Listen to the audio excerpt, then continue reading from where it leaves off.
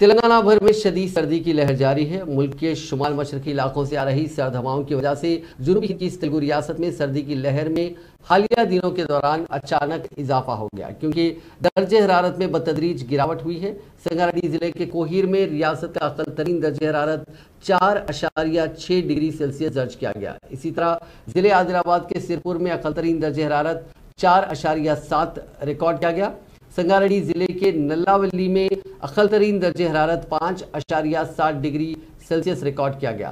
حیدرآباد کے محکمہ موسمیات نے کہا کہ مدھیہ پردیش اور ودربھ کے علاقوں سے چلنے والی ٹھنڈی ہواؤں کے اثر کی وجہ سے اگلے 2 دنوں میں شمالی تلنگانہ کے اضلاع میں اقل ترین درجہ حرارت ریکارڈ کیا جائے گا۔ سرد ہواؤں کی شدت 2 روز تک جاری رہنے اور ایک ہفتے بعد سردی کی شدت میں مزید اضافہ ہونے کا انکشاف ہوا۔